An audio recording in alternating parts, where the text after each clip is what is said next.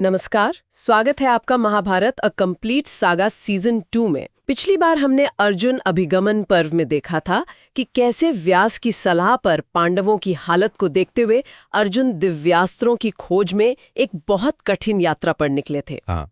आज हम उसी यात्रा को आगे बढ़ाएंगे, एक ऐसे सफर पर जो इस धरती से परे है, मतलब सीधे देवताओं के लोक तक जाता है। बिल्कुल। अर्जुन ने अपनी तपस्या से पृथ्वी पर भगवान शिव जैसे देवताओं को प्रसन्न करके कुछ महान अस्त्र तो हासिल कर लिए थे। हाँ, पाशुपतास्त्र जैसे। हाँ, पाशुपतास्त्र। लेकिन उनकी जो असली ट्रेनिंग थी, उनका जो अल्टीमेट अपग्रेडेशन होना था, वो अब शुरू होने वाला था। अच्छा। ये यात्रा उन्हें स्वर्ग तक ले जाएगी, जहां उनके अपने पिता देवराज इंद्र उनकी प्रतीक्षा कर रहे हैं। तो आज की हमारी चर्चा कहानी के इसी हिस्से पर है, इंद्रलोकाभिगमन पर्व। तो अर्जुन अपनी तपस्या पूरी कर चुके हैं और अब वो सिर्फ देवराज इंद्र के रथ का ध्यान करते हैं। और ये सोचना भी मतलब इनक्रेडिबल है। हाँ। जैसे ही वो ध्यान करते हैं, इंद्र का दिव्य रथ वहां प्रकट हो जाता है। कोई साधारण रथ नहीं था ये। नहीं, बिल्कुल नहीं। इसे इंद्र के सारथी मातली खुद चला रहे थे और उसकी चमक से तो जैसे पूरा आकाश ही रोशन हो गया था। और यहाँ ये समझना बहुत जरूरी है कि ये सिर्फ एक ट्रांसपोर्ट व्हीकल नहीं है।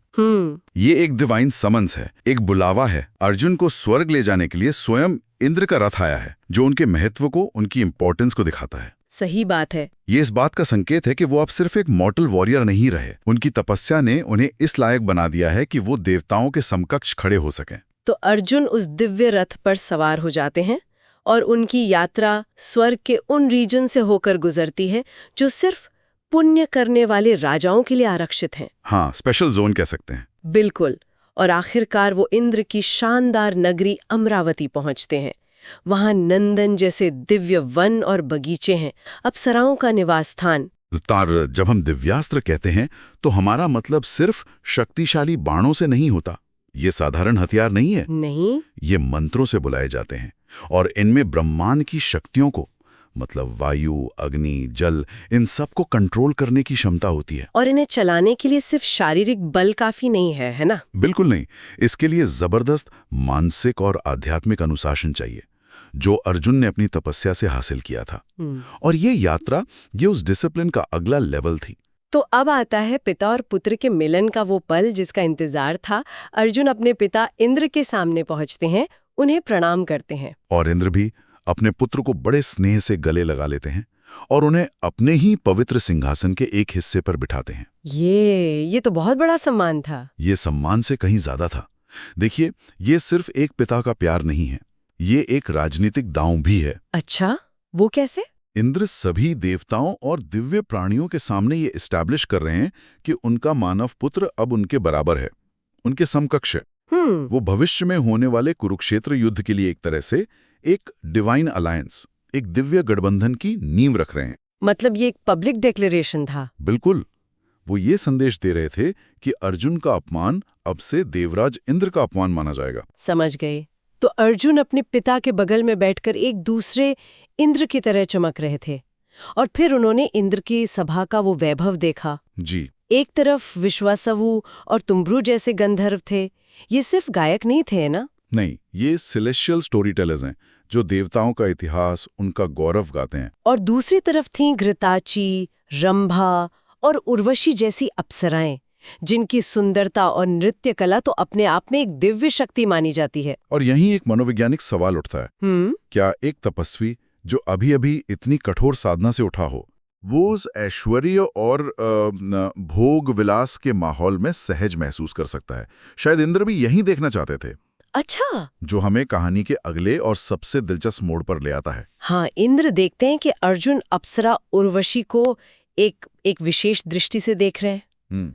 लेकिन यहाँ मेरा एक सवाल है, इंद्र ने खुद उर्वशी को अर्जुन के पास क्यों भेजा? ये थोड़ा अजीब नहीं है? ये बहुत महत्वपूर्ण सवाल है। एक तरफ तो वो अर्जुन को दिव्यास्त्र देकर धर्म की लड़ाई के लिए तैयार कर रहे हैं और दूसरी तरफ वो उनके ब्रह्मचर्य को भंग करने की कोशिश करें। ये एक कॉन्ट्रडिक्शन नहीं है? ये विरोधाभास लगता है, लेकिन असल में ये एक परीक्षा है, एक टेस्ट। हाँ, ये सिर्फ एक प्रलोभन नहीं था, ये एक तरह का स्ट्रेस टेस्ट था। ये देखने के लिए कि क्या अर्जुन इन दिव्यास्त्रों की शक्ति को संभालने के लायक हैं भी या नहीं। अच्छा। देखिए, स्वर्ग और पृथ्वी के नैतिक नियम यानी धर्म थोड़े अलग अलग हैं। इंद्र ये देखना चाहते थे कि क्या उनका पुत्र इस सबसे बड़े प्रलोभन के सामने भी अपने धर्म और संकल्प पर टिका रह सकता है, क्योंकि दिव्यास्त्रों की शक्ति उसे ही मिलनी चाहिए जिसका अपने मन पर पूरा नियंत्रण हो। बिल्कुल। तो ये अंतिम परीक्षा थी।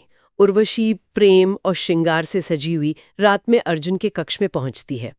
वो अर्जुन के सामने अपने मन की बात रखती है, कहती है कि वो उन पर मोहित है। और ये भी कहती है कि देवराज ने स्वयं उसे उनकी सेवा के लिए भेजा है। जी। और अर्जुन जिस तरह से इस सिचुएशन को हैंडल करते हैं, वो उनके चरित्र की महानता को दिखाता है। सही बात है। वो उर्वशी का अपमान नहीं करते, उन्हें शर्मिंदा नहीं करते, बल्कि उनका दर्जा और भी ऊंचा कर देते हैं। बिल्कुल। वो कहते हैं कि उर्वशी उनके पिता इंद्र के वंश की हैं, कुरुवंश की जननी है। हाँ, इसलिए वो उनकी माँ के समान हैं।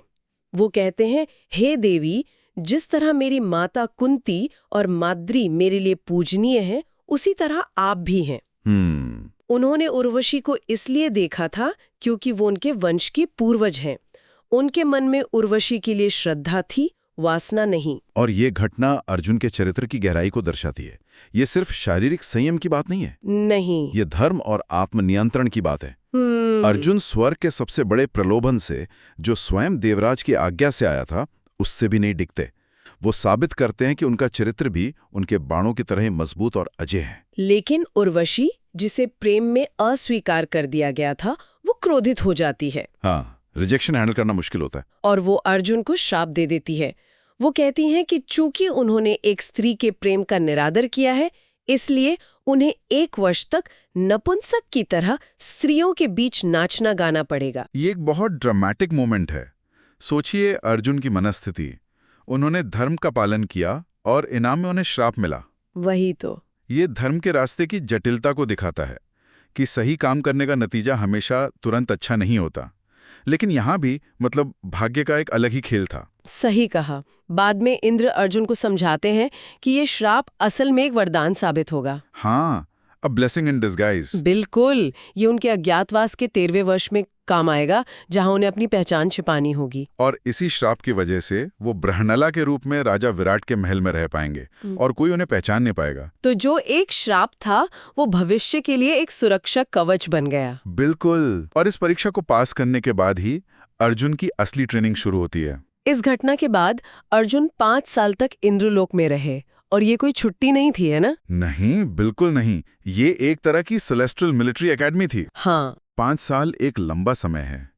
इन वर्षों में इंद्र ने स्वयं उन्हें अपने वज्र समेत उन दिव्यास्त्रों का ज्ञान दिया जो देवताओं के अलावा किसी के पास नहीं थे।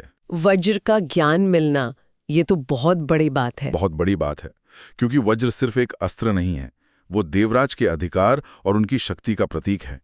उसे चलाने का ज्ञान मिलना मतलब एक तरह से अर्जुन को देवराज के बराबर शक्ति सौंपना था। और सिर्फ अस्त्र ही नहीं, उन्हें और भी शिक्षा मिली। हाँ, गंधर्व चित्रसेन ने उन्हें संगीत और नृत्य की शिक्षा दी। ये दिलचस्प है क्योंकि ये कलाएं युद्ध से सीधी नहीं जुड़ी हैं, पर ये एक राजकुमार के संपूर्ण विकास के लिए जरूरी थी। ये ट्रेनिंग उन्हें सिर्फ एक योद्धा से एक नायक बना रही थी। सही बात है। ये एक होलिस्टिक डेवलपमेंट था। उन्हें सिर्फ एक किलिंग मशीन नहीं बनाया जा रहा था, बल्कि एक ऐसा नायक तैयार किया जा रहा था जो कला, संस्कृति और धर्म का भी ज्ञाता हो। और जब अर्जुन के स्वर्ग में रहने और इन दिव्य अस्त्रों को पाने की खबर हस्तिनापुर में धृतराष्ट्र तक पहुंचती है, तो उनकी चिंता बहुत बढ़ जाती है। बहुत ज्यादा। हाँ, धृतराष्ट्र को ये एहसास होने लगता है कि पांडवों की शक्ति अब पहले से कहीं ज्यादा हो गई है। अर्जुन, जिन्हें पहले ही हराना इतना मुश्किल था, अब तो लगभग अजेय हो चुके हैं। और ये खबर कौरवों के खेमे में एक बेचैनी पैदा कर देती है। जाहिर है, ये सिर्फ सैन्य शक्ति की बात नहीं थी। धृतराष्ट्र को ये समझ आ गया था कि अब पांडवों के साथ सिर्फ उनकी सेना नहीं, बल्कि देवताओं का सीधा समर्थन है, डिवाइन इंटरवेंशन। हाँ, देवताओं का डर। बिल्कुल। उन्हें ये पता चल जाता है कि ये लड़ाई अब सिर्फ 2 राजकुमारों के परिवारों के बीच नहीं रही, इसमें अब देवता भी शामिल हो चुके हैं। तो इस सब का क्या मतलब निकलता है? अर्जुन की ये स्वर्ग यात्रा सिर्फ हथियार हासिल करने के लिए नहीं थी। नहीं, ये उनके संकल्प की, उनके चरित्र की परीक्षा थी और उनके दिव्य भाग्य की पुष्टि भी थी। उन्होंने न सिर्फ अस्त्र पाए, बल्कि ये भी साबित किया कि वो उन्हें धारण करने के योग्य हैं। और यहाँ एक सोचने वाली बात यह है कि अर्जुन ने उस दिव्य सुख को अस्वीकार कर दिया जो उन्हें खुद पेश किया गया था। ये इच्छा और कर्तव्य के बीच के चुनाव का एक बहुत बड़ा उदाहरण है। अक्सर महान भाग्य इस बात से नहीं बनता कि कोई क्या हासिल करता है, बल्कि इस बात से बनता है कि वो क्या ठुकराने को तैयार है। बिल्कुल। अर्जुन ने धर्म और कर्तव्य के लिए स्वर्ग के सुख को ठुकरा दिया और यही बात उन्हें एक महान नायक बनाती है। अगले अंक में हम अर्जुन को फिलहाल स्वर्ग में छोड़कर वापस जंगल में युधिष्ठिर के पास लौटेंगे। अर्जुन की अनुपस्थिति में युधिष्ठिर बहुत दुखी और चिंतित है। हाँ, काफी समय हो गया था। और उन्हें सांत्वना देने के लिए ऋषि बृहदाश्व एक बहुत ही मार्मिक और पवित्र कहानी सुनाएंगे, राजा नल और उनकी पत्नी दमयंती की कहानी। तो एक बहुत ही खूबसूरत कहानी है वो। कैसे पासे के छेल में सब कुछ हारकर वो अलग हो जाते हैं और फिर कैसे एक दूसरे को वापस पाते हैं। ये होगी हमारी अगली चर्चा। हम आपसे फिर मिलेंगे जल्दी महाभारत कंप्लीट सागा में।